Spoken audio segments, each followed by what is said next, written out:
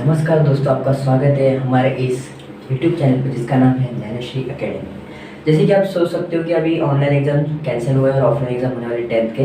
So that's why हम लोग ने क्या किया कि एक क्विक रिवीजन सेशन रखा है फॉर एसएससी बोर्ड महाराष्ट्र 2022। इसमें हम लोग क्या करने वाले, जो मेन सब्जेक्ट है साइंस और मैथ्स, उसके ऊपर फोकस करेंगे, उसके मेन पॉइंट्स के ऊपर फोकस करेंगे।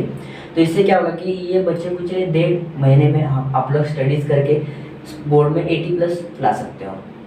अगर आपका कोई दोस्त है जो स्ट्रगल कर रहा है, जिसको 80+ लाने में प्रॉब्लम है, या फिर बहुत दिन हो गए किसी ने पढ़ाई नहीं की, और मैं आपको बताना चाहता हूँ कि अगर अभी तक अपनी बुक को हाथ भी नहीं लगाया होगा, तभी भी ये सेशन ख़त्म होने के बाद आप एसएससी बोर्ड में 80+ ला सकते हो। तो करना कुछ नहीं, आपको करना है सिर्फ हमारे चैनल को सब्सक्राइब, ताकि हम लोग आप इस रिवीजन सेशन से जुड़े रहें, और ये वीडियो की लिंक दोस्तों में शेयर कर दो ताकि आपके साथ आपके दोस्त भी पास हो जाए। तो चलो शुरू करते हैं।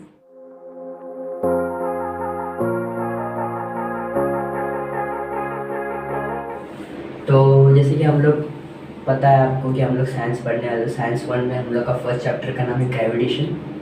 Okay, so let's see the what is actual meaning of gravitation. Gravitation होता क्या है, ग्रेविटेशन क्या वर्क करता है, ग्रेविटेशन कहाँ कहाँ पे वर्क करता है। ओके, तो देखो, gravitation is a force, universal force, okay, and it acts on not only between two objects on the earth but also between any two objects in the universe. Okay, तो gravitation force क्या है? Gravitation force is a universal force है। Universal means all around the universe, कहाँ पर भी जाओ, अर्थ छोड़ के कहाँ पर भी जाओ, अर्थ पे या फिर अर्थ इंक्लूडिंग अर्थ कहाँ पे भी जाओ, ये वर्क करेगा। ओके, तो ये इसका एक सेकेंड लाइन पे क्या बात है कि and it's not act only between the two object. Okay, तो ये मार्कर है और ये एक मार्कर हुआ। ओके, तो ये दो मार्कर है, इनके बीच में ग्रेविटी है, बट ग्रेविटी का ये डिफिनेशन नहीं, लाइक ग्रेविटी से डिफाइन नहीं होती कि ये दोनों के बीच में ही सीमित रहेगा।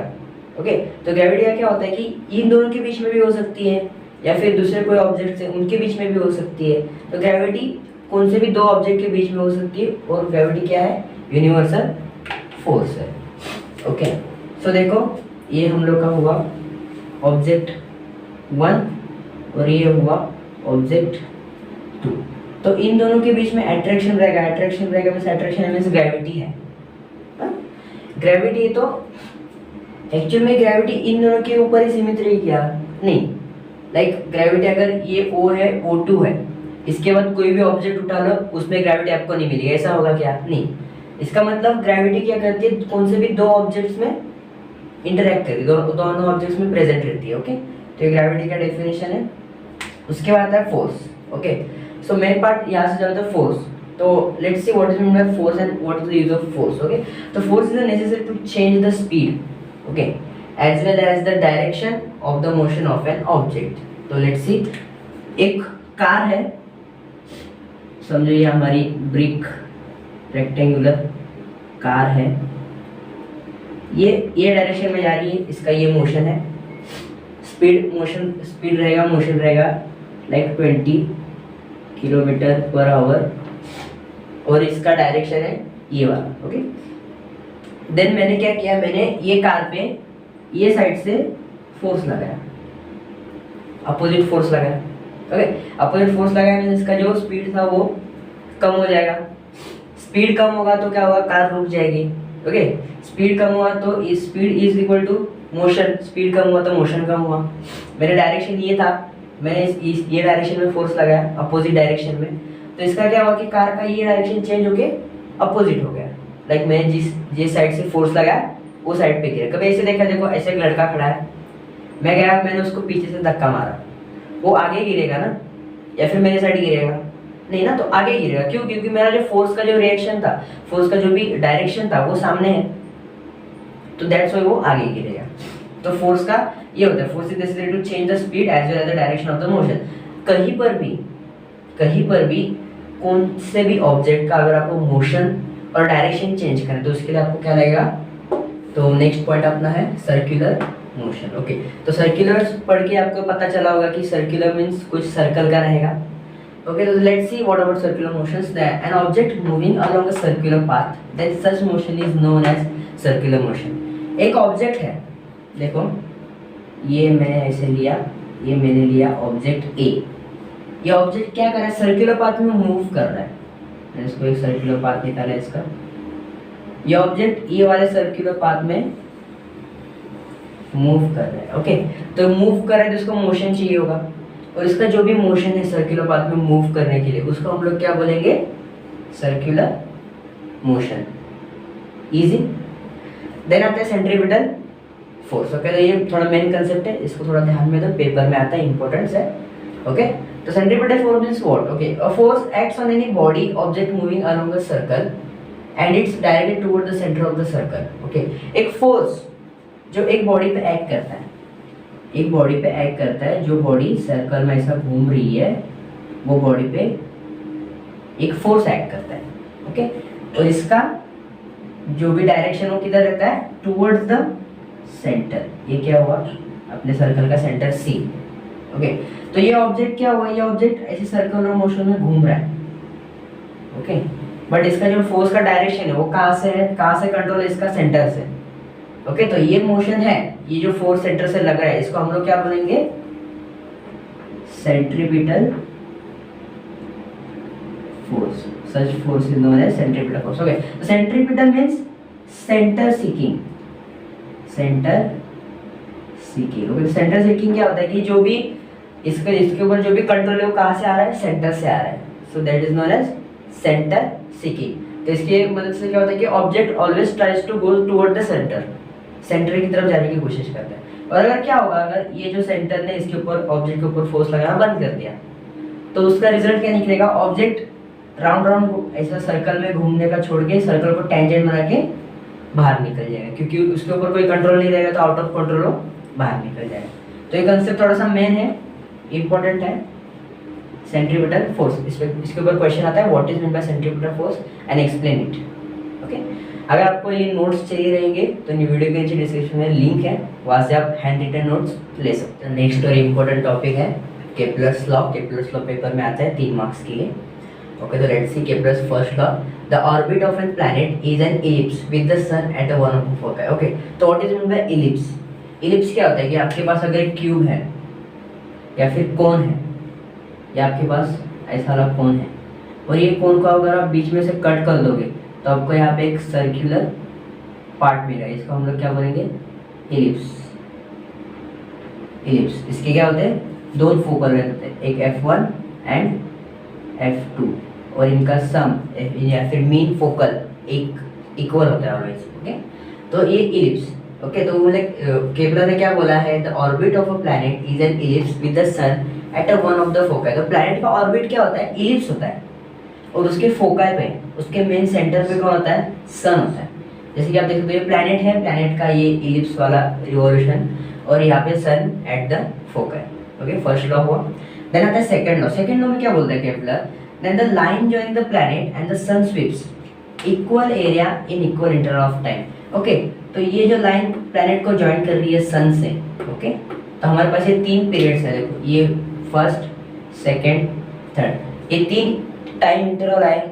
तो ये क्या हुआ कि जो सन और प्लैनेट को जो लाइन ज्वाइन कर रही है वो लाइन क्या करती है, मींस प्लैनेट क्या करता है, इक्वल डिस्टेंस ट्रैवल करता है इक्वल टाइम में, equal area travels in equal interval of time. Okay, then next आता है Kepler's third law, the square of its period of revolution. तो प्लैनेट के रिवॉल्यूशन के पीरियड का स्क्वायर। ओके, तो प्लैनेट के रिवॉल्यूशन के पीरियड का square is around the sun is directly proportional to the cube of a mean distance of a planet from the sun। तो उस पीरियड के रिवॉल्यूशन का जो स्क्वायर है, जो पीरियड के रिवॉल्यूशन का जो स्क्वायर है is directly proportional to the cube of a mean distance. Planet और सन के बीच में का जो डिस्टेंस है उसके क्यूब को डायरेक्टली प्रोपोर्शनल होता है। तो इसको हम लोग एक्सप्रेस करते हैं। देखो, let the period of revolution be T मानते हैं, तो टी का square is directly proportional to the period of cube of mean distance between them, cube of mean distance between them। Okay, तो इसका mean distance को हम लोग मानते हैं r, यहाँ पे होगा r क्यूब। ओके, तो डायरेक्टली प्रोपोर्शनल है, यहाँ पे हम लोग क्या करेंगे, k कांस्टेंट का यूज करेंगे, तो इक्वेशन हम लोग का बन जाएगा t square upon r cube is equal to k। यहाँ पे k क्या है, कांस्टेंट। ओके, तो ये केपलर के थर्ड लॉ का इक्वेशन। ओके, अगर आपको पेपर में पूछते तो तीनों लॉ लिखना है और थर्ड लॉ का ये इक्वेशन लिख दोगे डायग्राम, तो आपको 3 मार्क्स इजीली मिल जाए। ओके, तो नेक्स्ट टॉपिक है हम लोग का Newton's universal law of gravitation. Okay, तो every object in the universe attract every other object with a definite force. तो यूनिवर्स में एक दो ऑब्जेक्ट है, एक दूसरे को डेफिनेट फोर्स से अट्रैक्ट करते हैं एक दूसरे के साथ। Okay, this force is directly proportional to the product of masses and the two objects and the inversely proportional to the square of the distance between them।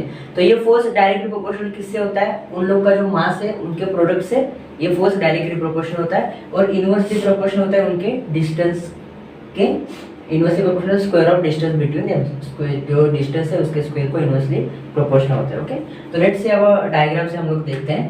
तो हम लोग लिया कि यहाँ पे ए लिया ऑब्जेक्ट ए, और ये हुआ हम लोग का ऑब्जेक्ट बी।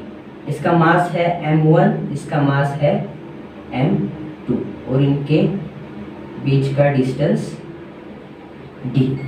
ओके, तभी हम लोग को यहाँ पे बोलेंगे फोर्स फाइंड आउट करो। तो यहाँ पे फोर्स कैसे फाइंड आउट करेगा? फोर्स इज इक्वल टू, एक दूसरे को अट्रैक्ट कर रहे हैं तो इनके बीच में अट्रैक्शन रहेगा, तो ये क्या हुआ? यूनिवर्सल लॉ ऑफ ग्रेविटेशन है, तो ग्रेविटेशन फोर्स हुआ।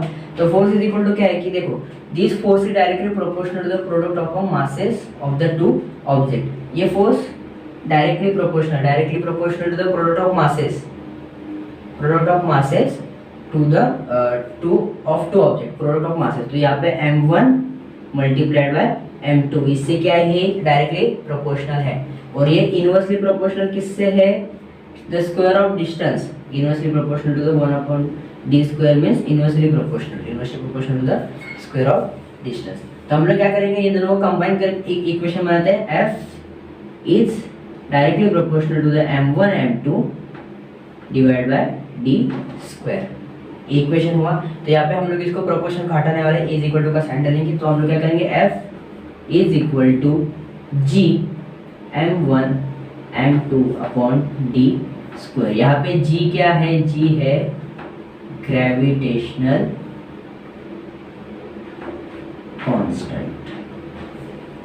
ओके, तो ये हम लोग का ये यूनिवर्सल लॉ का फॉर्मूला बन गया है। ओके, तो ये लॉ एक्चुअल में मीन क्या करता है? ये लॉ का एक्चुअल में मीनिंग है, अगर ये दो ऑब्जेक्ट है, ये दो ऑब्जेक्ट का अगर आप मास बढ़ा दोगे तो आपको फोर्स भी बढ़ाना पड़ेगा। अगर ये दोनों का डिस्टेंस बढ़ाओगे तो आपका जो फोर्स है वो डिक्रीज हो जाएगा। कि कौन से फैक्टर से? डिक्रीजेस बाय फैक्टर ऑफ 4 क्यों? बिकॉज यहाँ पे d का स्क्वायर है, स्क्वायर इनवर्सली प्रोपोर्शनल है, 2 का स्क्वायर क्या होता है? 4। तो 4 के फैक्टर से वो क्या होगा? डिक्रीज होता चला जाएगा। ठीक, तो ये था Newton's universal law of gravitation. एक बार ऑब्वियस देखो, every object in the universe attract every other object. ये 2 ऑब्जेक्ट है, ये एक दूसरे को अट्रैक्ट कर रहे हैं, ये इसको खींच रहा है, ये इसको खींच रहा है, एक दूसरे को अट्रैक्ट कर रहा है। Okay, with a definite force, एक फोर्स से अट्रैक्ट कर रहे हैं, ये फोर्स से अट्रैक्ट कर रहे हैं F। This force is directly proportional to the product of masses. ये फोर्स इनके मासेस के प्रोडक्ट को डायरेक्टली प्रोपोर्शनल है, and the inversely proportional to the square of distance between them. इसका जो डिस्टेंस है इसके स्क्वायर को इनवर्सली प्रोपोर्शनल है। तो यहाँ पे हमने नीचे देखा F directly proportional to m1 m2 ये दोनों का मास है। F is directly inversely proportional to the 1/d square. d क्या है? इन लोग का डिस्टेंस, और उसका स्क्वायर को ये डायरेक्टली प्रोपोर्शनल इनवर्सली प्रोपोर्शनल। उसके बाद है F, ये इक्वेशन है, और F is equal to g यहाँ पे क्या है? Gravitational constant. नेक्स्ट टॉपिक है uniform circular motion. When the object in a constantly acted upon a force directed toward the center of the circle is known as uniform circular motion। Okay, when the object is constantly act upon by a force directed toward the circle। okay, तो object क्या कर रहा है? Circle पे move कर रहा है, उसका जो फोर्स कॉन्स्टेंटली एक्ट कर रहा है, उसके ऊपर जो फोर्स एक्ट कर रहा है, वो फोर्स कहाँ से आ रहा है? Centre of the circle, circle के सेंटर से। वो जो मूवमेंट है, वो ऑब्जेक्ट का जो भी मूवमेंट है वो क्या है? सर्कल में है। सर्कल में means uniform, equal area, equal inter of time, uniform, एक साथ एक जैसा रहेगा, कम ज्यादा नहीं होगा। तो that's why this is known as uniform circular motion. Okay, the next part आता है अर्थ ग्रेविटेशनल फोर्स। ओके, तो ग्रेविटेशनल, अर्थ का ग्रेविटेशनल फोर्स एक्चुअली में होता क्या है? Earth attract every object towards itself because of gravitational force. तो earth क्या करती है? उसके आजू बाजू जो भी ऑब्जेक्ट है उसको खुद की तरफ अट्रैक्ट करती है, खुद की तरफ ऐसे खींचती है। ओके, तो जो खींचने में जो भी फोर्स लगाती है, तो फोर्स को क्या बोलेंगे हम लोग? Gravitational force. और एक ग्रेविटेशनल फोर्स पे आ गया था ग्रेविटेशनल एक्सीलरेशन। ये में थोड़ा इंपॉर्टेंट पार्ट है, the earth gravitational acceleration. Okay, okay, the gravitational force due to earth on a body results in its acceleration. Okay, तो किसी भी बॉडी के ऊपर ग्रेविटेशनल फोर्स, अर्थ की वजह से ग्रेविटेशनल फोर्स लगता है और उसके एक्सेलरेशन में उसको हेल्प करता है। लाइक ये पेन है मार्कर, इसको मैंने यहाँ से फेंक दिया नीचे, ये नीचे आया। ओके, तो इसने क्या किया, यहाँ से ऊपर से नीचे तक ट्रैवल किया तो उसको मोशन चाहिए तो एक्सेलरेशन चाहिए। तो इसको ये एक्सेलरेशन आया कहाँ से, ना मैंने इसको फोर्स लगाया, सिर्फ मैंने इसको छोड़ दिया। ओके, तो ये एक्सेलरेशन कहाँ से आया, अर्थ के ग्रेविटेशनल फोर्स से एक्सेलरेशन आया। तो ये एक्सेलरेशन को हम लोग क्या बोलेंगे, ग्रेविटेशनल एक्सेलरेशन। और ये जो एक्सेलरेशन है इसको डिनोट करते हैं शॉर्ट लेटर स्मॉल जी से, इसको क्या करते हैं, डिनोट करते हैं। उसके बाद फोर्स, तो अभी यहाँ पे मैंने मार्कर को फेंका था, तो यहाँ पे फोर्स का फॉर्मूला क्या बना, force is equal to G M upon R square. तो यहाँ पे जी क्या है, जी ग्रेविटेशनल कांस्टेंट है, एम क्या है, मास ऑफ द अर्थ, और ये छोटा एम है, स्मॉल एम, ये क्या है, मास ऑफ एन ऑब्जेक्ट, और आर क्या है, डिस्टेंस जो कवर किया वो आर स्क्वायर। यहाँ से हम लोग जी का वैल्यू निकालेंगे जो कि यूनिवर्सल ग्रेविटेशनल फोर्स है जी। ओके, तो g is equal to G M upon R square. यहाँ पे जी क्या है, gravitational constant, mass of the earth divide by R square. तो अप्रोक्स वैल्यू क्या होता है जी का, 9.77 मीटर पर सेकेंड स्क्वायर। ये क्या होता है जी का अप्रोक्स वैल्यू। नेक्स्ट पार्ट है variation in value of G, gravitation acceleration की वैल्यू में वेरिएशन देखने वाले। तो ये इंपॉर्टेंट पार्ट है बिकॉज ये 4 मार्क्स के लिए पूछा जा सकता है। तो देखो वेरिएशन कहाँ पे होता है, कहाँ पे चेंज हो सकता है। पहला, change along with the surface of the अर्थ के सरफेस के अलोंग वो चेंज हो सकता है। कैसे, जैसे कि आप सबको पता है earth is not exactly spherical, earth पूरा सर्कल नहीं है। अर्थ क्या करती है, रोटेशन करती है, दैट्स व्हाई उसका शेप राउंडेड, पूरा सर्कल शेप नहीं है। वो क्या है, bulge at the equator and flatter at the poles. Okay, तो अर्थ क्या है, इक्वेटर पे थोड़ी सी बल्ज है, बल्ज में ऐसा बल्ज आया उसको, और फ्लैटर एट द पोल, ये नॉर्थ पोल, ये साउथ पोल, और ये क्या है, इक्वेटर है, ये हो अपना अर्थ। तो ये इक्वेटर पे बल्ज है और पोल पे क्या है, फ्लैटर है। ओके, तो जैसे कि हम लोगों ने पढ़ा, डिस्टेंस कम होगा तो फोर्स क्या होगा, ज़्यादा लगेगा, डिस्टेंस ज़्यादा बढ़ जाएगा तो फोर्स कम हो जाएगा। ओके, सो दैट्स व्हाई अभी क्या होगा, यहाँ पे फ्लैट है, मीन्स सेंटर से डिस्टेंस कम है, तो यहाँ पे क्या होगा, ग्रेविटेशनल मीन्स जी ज़्यादा होगा, maximum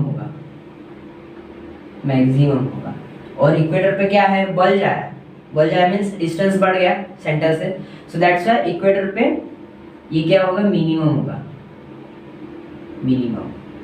okay, gravitational acceleration poles पे क्या होता है, मैक्सिमम, और इक्वेटर पे क्या होता है, मिनिमम। उसके बाद आते हैं चेंज विद द हाइट के साथ चेंज देखेंगे। तो देखो अभी ये क्या है, अर्थ है, ये सेंटर है, ये अर्थ है।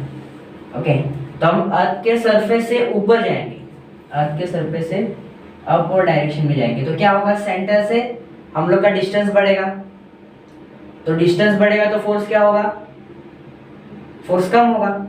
ओके, तो डिस्टेंस बढ़ेगा तो फोर्स क्या होगा, कम होगा। तो हाइट के हिसाब से अगर हम लोग ऊपर जाएंगे तो एक्सेलरेशन भी क्या होगा, डिक्रीज होगा, acceleration will decrease. Okay, then उसके बाद है चेंज विद द डेप्थ। अब ये देखो ये अर्थ है, ये सेंटर है, तो हम लोग क्या किया, सरफेस से अर्थ के अंदर चलते गए तो उसमें क्या हो गया, सेंटर और जो हम लोग का ऑब्जेक्ट का डिस्टेंस, हम लोग जो ट्रैवल कर रहे हैं वो डिस्टेंस क्या होगा, कम होता है, हम लोग के बीच का डिस्टेंस कम हुआ। तो अगर हम लोग को पता है F is inversely proportional to the D, okay, D square, तो डिस्टेंस कम हुआ मीन्स फोर्स क्या होगा, बढ़ेगा। ओके, तो चेंज विद द डेप्थ क्या होता है कि फोर्स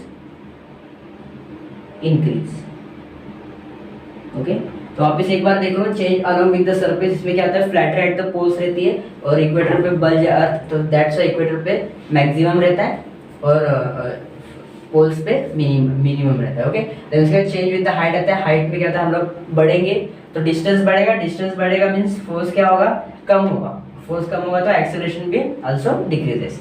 उसके बाद हम लोग डेप्थ में जाएंगे तो उसमें क्या होगा कि फोर्स डिस्टेंस क्या होगा, कम होगा, डिस्टेंस कम होगा तो फोर्स बढ़ेगा, so that's why force goes on increasing. तो नेक्स्ट पार्ट है मास एंड वेट। डेफिनेशन से याद ध्यान में रखो, पेपर्स में पूछे जा सकते हैं what is mean by mass and what is mean by wait, तो इसमें थोड़ा कंफ्यूजन होता है। तो फर्स्ट हम लोग देखेंगे mass. The mass means what, the amount of a matter present in the object is called mass. Okay, तो हम लोग के पास ये ऑब्जेक्ट है, ओके, तो इसके अंदर जो भी मैटर का अमाउंट है, इसके अंदर जो भी मैटर है, इसका जो अमाउंट है, इसके अमाउंट को हम लोग क्या बोलेंगे, मास बोलेंगे। इसके अमाउंट को हम लोग क्या बोलेंगे, मास बोलेंगे। ये ऑब्जेक्ट है या फिर देखो ये मार्कर है, इसके अंदर amount of mass means what, इसके अंदर जो भी मैटर प्रेजेंट है, मैटर प्रेजेंट है दैट्स व्हाई इसको स्ट्रक्चर है, मैटर नहीं रहेगा तो स्ट्रक्चर नहीं रहेगा। तो जो स्ट्रक्चर है ये किसकी वजह से, मैटर की वजह से।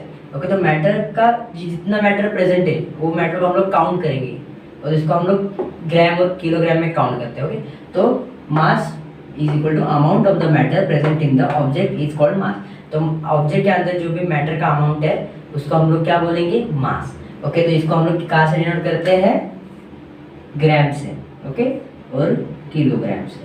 सीजीएस यूनिट में हो गया ग्राम और केजीएस यूनिट में हो गया किलोग्राम। ओके, उसके बाद से बढ़ते हैं वेट की तरफ। तो वेट का थोड़ा कंसेप्ट थोड़ा सा ट्रिकी है, थोड़ा ध्यान दो। What is mean by weight, weight is the force with which earth attracts the object. Weight क्या है, वेट एक फोर्स है, वेट एक फोर्स है जिस फोर्स से अर्थ क्या करती है, ऑब्जेक्ट को खुद की तरफ अट्रैक्ट करती है, ऑब्जेक्ट को खुद की तरफ अट्रैक्ट करती है, वो फोर्स को हम लोग क्या बोलेंगे, वेट। और जो फोर्स है वो directed toward the centre of the अर्थ, वो जो अर्थ का जो सेंटर है वहां पे वो डायरेक्टेड रहता है। ओके, ये ऑब्जेक्ट है, ये अर्थ है, तो ये अर्थ क्या करेगी, ऑब्जेक्ट को खुद की तरफ अट्रैक्ट करेगी, खुद की तरफ खींच के लेगी, और जिस खींच के लेते टाइम जो फोर्स लगेगा उसको ही हम लोग क्या बोलेंगे, वेट बोलेंगे। इसको हम लोग क्या बोलेंगे, वेट बोलेंगे। तो as usually we know F is equal to ma। F force का फॉर्मूला क्या होता है, मास इनटू एक्सेलरेशन। ओके, तो यहाँ पे एक्सेलरेशन क्या है, एक्सेलरेशन ग्रेविटी की वजह से होता है, ग्रेविटेशन एक्सेलरेशन। तो ग्रेविटेशन एक्सेलरेशन हम लोग कैसे डिनोट करते हैं, g से। तो यहाँ पे फॉर्मूला क्या होगा, F is equal to mg। So weight is equal to force, और force is equal to mg। So indirectly weight is equal to mass divide by gravitational acceleration multiplied by. Okay, ये क्या हुआ, weight and mass. Then आपका next topic है free fall. Okay, whenever an object moves under the influence of a force of gravity only. Okay, तो gravity के under, only gravity के अंदर एक ऑब्जेक्ट मूव करता है तो उसको हम लोग क्या बोलेंगे, वो ऑब्जेक्ट फ्री फॉल में है। अगर कोई भी ऑब्जेक्ट के ऊपर एक्सटर्नल फोर्स नहीं लगता और वो ग्रेविटी के अंदर ही मूव करता है तो वो लोग हम लोग क्या बोलेंगे, वो ऑब्जेक्ट फ्री फॉल स्टेट में है। ओके, तो फ्री फॉल स्टेट से हम लोग को न्यूटन्स के 3 इक्वेशन ऑफ मोशंस मिल जाते हैं। तो पहला इक्वेशन क्या है, आपको वेलोसिटी फाइंड आउट करने के लिए इक्वेशन होगा g मल्टीप्लाइड बाय t। यहाँ पे g है ग्रेविटेशन एक्सेलरेशन और t क्या होता है, टाइम। सेकेंड है डिस्प्लेसमेंट वाला, s is equal to 1/2 half gravitation acceleration means g t का स्क्वायर, और थर्ड है v square is equal to 2gs। Okay, तो यहाँ पे देखो मैंने क्या बोला कि whenever an object moves under the influence of the force of gravity alone, gravity के अलोन या फिर ग्रेविटी अकेले ही उसके ऊपर एक्ट कर रही है तभी फ्री फॉल होगा। So that's means only true free fall occur in the vacuum. Okay, vacuum, only true free fall vacuum में ही पॉसिबल है। वैक्यूम में क्यों, बिकॉज अगर आप देखोगे अर्थ पे अगर आप देखोगे हवा है, अगर मैं ये ऑब्जेक्ट को ऐसे छोड़ूंगा तो ये नीचे तो जाएगा, ग्रेविटेशन की वजह से नीचे जाएगा, लेकिन नीचे से उसको हवा क्या करेगी, फोर्स लगाएगी, अपवर्ड फोर्स लगेगी, उससे क्या होगा, उसका स्पीड धीरे धीरे कम होते जाएगा। तो हम लोग ने क्या बोला कि ओनली ग्रेविटी चाहिए, ओनली ग्रेविटी चाहिए, ग्रेविटी छोड़ के कोई नहीं चाहिए उसके ऊपर एक्ट, ग्रेविटी छोड़ के उसके ऊपर किसी ने कोई फोर्स एक्ट नहीं करना चाहिए, तो उसको हम लोग बोलेंगे फ्री फॉल। ये भी फ्री फॉल हुआ, लेकिन ट्रू फ्री फॉल कब होगा, ओनली इन वैक्यूम। वैक्यूम के एरिया में हवा नहीं होती। Vacuum is the area where it doesn't contain the air. Okay, तो एयर ऐसी जगह जहाँ पे एयर नहीं होती वहाँ पे ट्रू फ्री फॉल हो जाता है। उसके बाद है ग्रेविटेशनल पोटेंशियल एनर्जी। ओके, तो पोटेंशियल एनर्जी मींस आपको पता है an energy store in object because of its specific position और स्टेट। उसके एक स्पेसिफिक पोजीशन से और उसके स्टेट से उसके अंदर जो एनर्जी स्टोर होती है उसको हम लोग क्या बोलेंगे, पोटेंशियल एनर्जी। लाइक ये मार्कर है, इसको अगर मैं यहाँ पे रख दूं तो इसके अंदर एनर्जी है, एनर्जी स्टोर है, बट क्या है, पोटेंशियल एनर्जी है। इसको मैं फेंक दूंगा तो इसके पोटेंशियल एनर्जी के कहाँ पे कन्वर्ट होगा, काइनेटिक एनर्जी में। तो potential energy means what, an object having a energy because of its specific state और अ पोजीशन। उसके पोजीशन और स्पेसिफिक स्टेट की वजह से उसके अंदर एनर्जी होना, उसको हम लोग क्या बोलेंगे, पोटेंशियल एनर्जी। ओके, तो यहाँ पे एक इक्वेशन बनता है हम लोग का, ध्यान में दो। When an object at a height of h, एक ऑब्जेक्ट है h की हाइट पे है, ये ऑब्जेक्ट है, ये अर्थ सरफेस से h की हाइट पे है from the surface of the earth. तो इसका हम लोग क्या करना है, पोटेंशियल एनर्जी निकालना है। तो इसका पोटेंशियल एनर्जी क्या निकलेगा, energy E is equal to minus G M upon R plus H. Okay, तभी यहाँ पे थोड़ा ध्यान दो, जी क्या है, ग्रेविटेशनल कांस्टेंट है, m क्या है, m is a mass of earth, ये m जो बिगर m है ये क्या है, मास ऑफ अर्थ। जो स्मॉल m है ये क्या है, mass of object, mass of object. h तो आपको पता है हाइट दी है, और r क्या है, रेडियस ऑफ अर्थ। ओके, तो यहाँ पे रेडियस ऑफ अर्थ और h का एडिशन क्यों किया, बिकॉज अर्थ के सेंटर से हम लोग को काउंट कर रहे हैं। तो अर्थ का सेंटर और सरफेस का बीच का जो डिस्टेंस है उसको हम लोग अर्थ का रेडियस बोलेंगे। तो रेडियस प्लस h, तो ये क्या हुआ, एक्चुअल मीन हाइट आया, और उसके बाद माइनस क्यों आया, क्योंकि जो ऑब्जेक्ट है, ये जो ऑब्जेक्ट है ये डाउनवर्ड आ रहा है, रिवर्स डायरेक्शन, इनवर्स डायरेक्शन, क्योंकि फोर्स तो इसको ऐसे लग रहा है लेकिन आ तो वो नीचे रहा है, तो फोर्स के अपोजिट डायरेक्शन में आएगा तो क्या होगा, माइनस, इनवर्स होगा ना। सो दैट्स हम लोग का इक्वेशन क्या बनता है, equation of the gravitational potential is minus G M M divide by R plus H. Okay, the last topic of the chapter is escape velocity.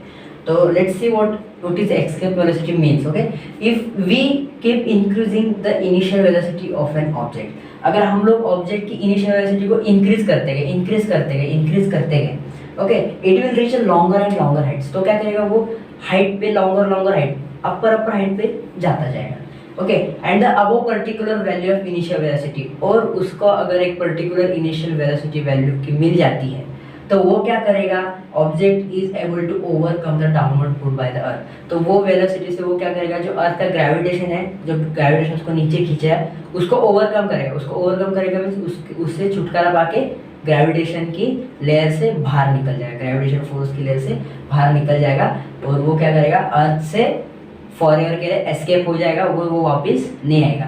Like satellite, जो हम लोग सैटेलाइट छोड़ते हैं, रॉकेट का हम लोग को फ्यूल देंगे, तो रॉकेट को फ्यूल देके उसकी इनिशियल वेलोसिटी बढ़ाते हैं, तो रॉकेट क्या करता है, हायर और हायर हाइट्स पे जाता है।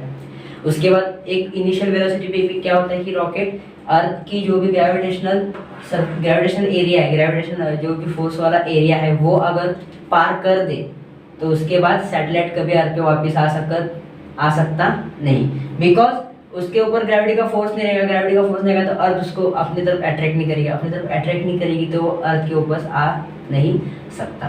ओके, तो वी एस्केप वेलोसिटी को हम लोग कैसे डिनोट करते हैं, वी एस्केप। अभी देखो हमने क्या किया, एक ऑब्जेक्ट को इनिशियल वेलोसिटी दी, मींस एनर्जी दी, उसको अपवर्ड भेजा और ग्रेविटेशन के लेयर से आउटसाइड में भेजा। ओके, तो उसके हम लोगों ने क्या एनर्जी यूज किया।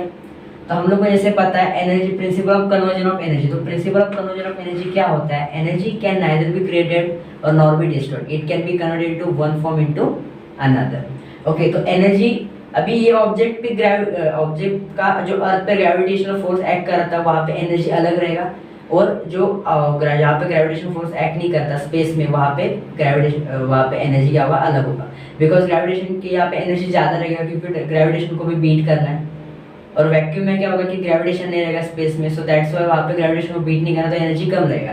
सो let's see what is the principle of conversion of energy. Okay, the principle of conversion of energy, energy 1 is equal to energy 2। Energy 1 क्या है, जो ऑब्जेक्ट की एनर्जी है जो जब ऑब्जेक्ट अर्थ पे था, और एनर्जी 2 क्या है, ऑब्जेक्ट की वेलोसिटी जब ऑब्जेक्ट स्पेस में गया, अर्थ को ब्रेक करके स्पेस में गया। तो energy is equal to half mv²। तो ऑब्जेक्ट के अंदर एनर्जी थी, ऑब्जेक्ट मूव कर रहा था मींस उसके अंदर कौन सी एनर्जी होगी, काइनेटिक एनर्जी। तो काइनेटिक एनर्जी का फॉर्मूला है हाफ mv²।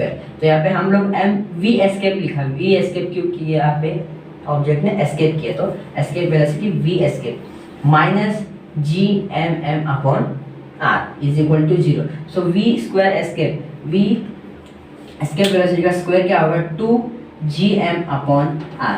तो escape velocity under root of 2gm/r। तो v एस्केप का फॉर्मूला हम लोग को क्या मिल जाता है, अंडर रूट ऑफ gr। ये क्या हुआ, एस्केप वेलोसिटी का फॉर्मूला। Okay, that's it. यहाँ पे हम लोग का चैप्टर नंबर 1 जो कि था ग्रेविटेशन, ये खत्म हो जाता है। अगर आपको ये वीडियो पसंद आई तो चैनल को सब्सक्राइब करो और हमारे इस सेशन से जुड़े रहे, ताकि कोई भी नई वीडियो है तो सबसे पहले आपके पास नोटिफिकेशन आए और आप फटाफट से ये इंपॉर्टेंट पॉइंट्स पे स्टडी कर पाओ। अगर आपको जो भी नोट्स मैंने अभी लिखे बोर्ड पे वो चाहिए होगे तो डिस्क्रिप्शन में लिंक है, वो लिंक पे क्लिक करो, टेलीग्राम चैनल ज्वाइन करो, वहाँ पे आपको नोट्स, हैंड रिटन नोट्स मिल जाएंगे। और हो सके तो ये वीडियो अपने दोस्तों में ज़्यादा से ज़्यादा शेयर करो, ताकि आपके साथ आपके दोस्त भी 10th के एग्ज़ाम पास हो जाए और 80+ लाने में उनको भी हेल्प हो जाए।